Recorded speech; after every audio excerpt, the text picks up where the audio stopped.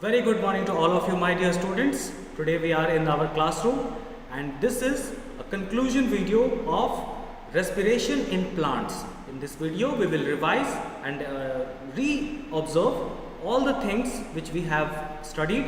Okay, all the concepts we will reconsider, and if anything is left I will try to include it in this video. Okay, first of all let me introduce you to the classroom. Do you want to see how do we make videos here in the school now? See, it is very different than what we were used to do our whole life, but now things have changed and we have learned to enjoy it and do things accordingly. Okay, but we hope the schools open as soon as possible. Okay, so let's start today's topic, and which is respiration. Okay, if we have to define respiration in one word, or let's say one phrase, what is respiration? Shortest answer as possible. What is respiration exactly? Okay, what is happening in the process of respiration? So if we have to say it very confinedly, we will say that respiration is a conversion of matter into energy. Okay, because glucose itself is matter and it is converted in energy. Okay, so this is the most marvelous process, one of the most marvelous process which is happening all across the planet. We don't know what other aliens are there or not. Even if they are, they do respiration or they have some other sources to produce energy. We don't know nothing. Okay, so for us in the world, respiration is the only process through which living things can produce energy. Okay, so let us explore it and see this. What is this, my dear students? Can anyone tell me the name of this process which is going on here? Light is thrown on the leaf, carbon dioxide and water is being supplied to the leaf, and carbohydrates and oxygens are produced. Okay, oxygen is produced. So this process, you guessed it absolutely right, is known as photosynthesis. Okay, this much we know. Okay, now if we remove all these things except for the products of this photosynthesis, which is carbohydrate and oxygen, what we will get, and if we add them, okay, and after doing this, if we add them, what we will get, this is called respiration. Okay, when carbon dioxide and oxygen, which was produced in photosynthesis, when they both react with each other, it is called respiration. Okay, and it is also called conversion of energy, conversion of matter into energy. How? We will see right now. Okay, first see this. When it is whereas carbohydrates, which is C6H12 and O6, this is a glucose molecule. Okay, and we have oxygen, which is O2. Okay, so carbon dioxide and oxygen, when these two react together, this type of respiration is called an aerobic respiration. Okay, this much we have studied in our previous class, that when carbon dioxide and oxygen reacts together to produce energy, when carbohydrates and oxygen react together to produce energy, this type of respiration is called aerobic respiration. And in anaerobic respiration, energy is produced without oxygen. Okay, that we will also see right now. First, let's see aerobic respiration.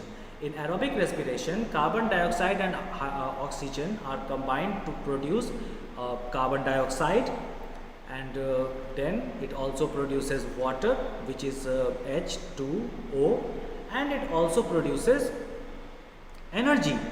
Okay, energy in the form of ATP. Okay, so this is the proper reaction of aerobic respiration. Okay, in which carbohydrates and oxygen react to produce carbon dioxide, water and energy in form of ATP. Okay, what is energy exactly, how it is produced, that also we will see in this class only. Just be patient. Okay, and then we have, if we take this carbohydrate here and we don't have oxygen, we generally this is the glucose molecule. Let's take a glucose molecule and we don't have oxygen. Let's see, my dear student, world is very diverse. There are many circumstances where we have to survive in very adverse condition. Not only we, all the living creatures in this planet have to some phases in their life or some time in their life they have to strive for their life, they have to survive in very adverse condition, okay, and that's why our body is designed and evolved in such a phenomenal way that it is capable of handling most of the situation which could be present around us, okay. This is the evolution. So this is also a situation that we have to live, but oxygen is lacking, okay, oxygen is not sufficient. So what will we do? We die? No, we fight, okay, and in that condition we do anaerobic respiration, okay. In anaerobic respiration, ethyl alcohol is produced instead of carbon dioxide, which is an incomplete breakdown of glucose. As you can see, 2C2H5OH, okay. These two molecules look quite similar than what we could see in the aerobic respiration, okay, somehow relative, because it is not completely broken. Two carbon atoms are still there, hydrogen, 5 hydrogen is still there, oxygen, 1 oxygen and 1 hydrogen is still there, which is not complete breakdown, okay. So ethyl alcohol is produced, and we also produce some carbon dioxide here, which is again CO2, and then we also produce some energy in the form of ATP, which is similar, but here ATP is produced less, okay. In aerobic respiration, since the carbohydrates are broken down completely, it produces a lot of energy, okay, but here, which is anaerobic respiration, here energy is produced in less quantity. I hope you understood both of these. If you have still any doubt regarding these two types of respiration, please let me know in the comment section. I will definitely clear them all, okay. Now let's move further and do our rapid revision, okay. We will see a few points which we have discussed in a summary like way, okay. Are you all excited? Let's start. First point is, my dear students, that the process of production of energy inside the cell is known as respiration. This is mitochondria, okay. This is how it looks. This is not how it looks, it is actually closed, but we have cut open it to show you, okay. In this picture it has been cut open to show you. Actually the brown cover is all around, okay. This is mitochondria. It is known as the powerhouse of the cell. It is a double membrane structure in which energy is produced, okay. How it is produced inside that mitochondria is something we need to understand in our higher classes. Right now this much is enough, that inside all the living cells there is mitochondria, which is the powerhouse of the cell where energy is produced. That means respiration takes place, okay. Now let's move one step further. Anaerobic respiration takes place in the absence of oxygen. This is the reaction of anaerobic respiration, okay. As you can see, oh, I'm so sorry, this is the reaction of anaerobic respiration. I mistakenly I wrongly placed this to image, but you can understand. Right now we have discussed also, okay. Anaerobic respiration, this is the image of anaerobic respiration, and this is the diagram of aerobic respiration in which energy is released, and here also energy is released, but carbon dioxide and ethanol are formed, okay, in anaerobic respiration. And in aerobic respiration, these oxygen and carbon dioxide, okay. And the main difference between these two things are that aerobic respiration takes place in presence of oxygen. Like I am doing aerobic respiration right now, the windows are open, there are trees in front of me, and I don't have any kind of deficiency or less amount of oxygen. Breeze is coming inside, although I am sweating because it's on 3rd floor and it's quite hot, okay. Let's see our next point. Cellular respiration is a chemical process in which glucose is completely broken down to release carbon dioxide, water and energy, okay. This is cellular respiration. Let's see, my dear students, why it is called cellular respiration when we also have anaerobic respiration. Why isn't it considered as a whole? Because most of the places, most of the time in our lives, we do aerobic respiration, okay. There are a few microorganisms which don't have such sophisticated system. They generally do anaerobic respiration, but all the higher animals which have cells generally do aerobic respiration because oxygen is quite available all the time. But when we don't have oxygen or we have lack of oxygen and we need to produce more energy very soon, okay, in a very short span of time, then we choose to do anaerobic respiration. Okay, so generally cellular respiration is referred as a chemical process in which glucose is completely broken down to release carbon dioxide, water and energy, which is aerobic respiration. Okay. Energy is stored in the form of adenosine triphosphate. Now what is a adenosine triphosphate? Let's understand this. I have also told this to you that day, that if we have this let's say this is adenosine, okay, and we have three phosphates, okay, this is adenosine and triphosphates, 1 2 3. Okay, now if we take this phosphate, okay, and we literally remove it from here, what will happen? It will produce some energy, isn't it?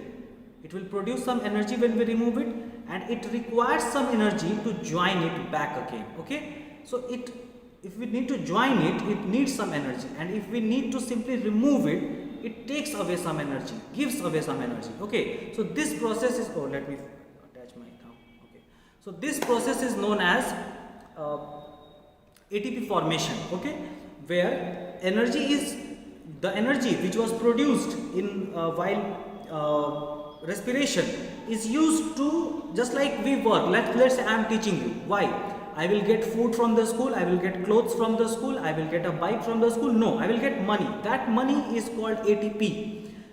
Then that ATP can be used to do several things.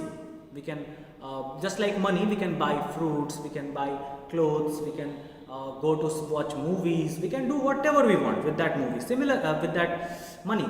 Similarly, ATP is the money of organisms, internal money of organisms, energy. Okay, so it is then used to give away energy wherever it is needed. Okay.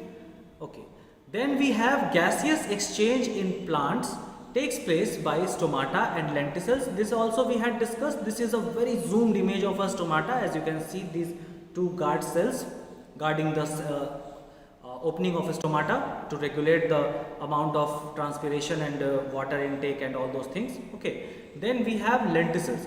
All the trees, most of the trees have lenticels. Okay, if you will observe clearly, you will see these types of, or even if they have spikes, those spikes are also on the trunk itself. Those spikes are also lenticels because they have opening which allows gaseous exchanges. Anywhere if a trunk has some opening to allow gaseous exchange, okay, that is called a lenticel. So these are two main, although stomata is the main considering factor, but these are also there, lenticels. Okay, and in plants the process of photosynthesis as well as respiration takes place simultaneously during day and night. It doesn't matter whether it is day or it is night, the process of photosynthesis as well as respiration takes place simultaneously during daytime. The process of photosynthesis as well as respiration takes place simultaneously during daytime. That means when it is the, okay, this image is not working properly. Why is it working? It was showing days and nights. Okay, let's understand this. So in the daytime, my dear students, plants are doing photosynthesis, but at the same time they are alive. They are alive or they are dead? They are alive. As long as anything is alive, it will do respiration. This is fixed. Okay, and they are green and there is sunlight, they are having water from the ground, so they will do photosynthesis. So in the day, plants do both respiration and photosynthesis, whereas in night there is no sunlight, so they don't do photosynthesis. They can't do photosynthesis, but they are still alive, so they can do respiration and they do respiration in the night. So plants do respiration 24/7. All the living organisms, all the living cells in this planet, on this planet, always do respiration 24/7 as long as it is alive. Okay, we can't stop doing respiration, but photosynthesis needs some certain factors like cloud, water and all those things. If they are present, photosynthesis will be done quite well. Okay, now our last point is germinating seeds produce carbon dioxide and heat during respiration. This we have verified today in 2 different experiments. If you have not seen that video, please go and check it out. Okay, so I hope you enjoyed everything and understood everything related to respiration, and especially in terms of plants. And if there is, I will say it again, if there is still any doubt, please let me know. I will be more than happy to solve them all. Thank you very much.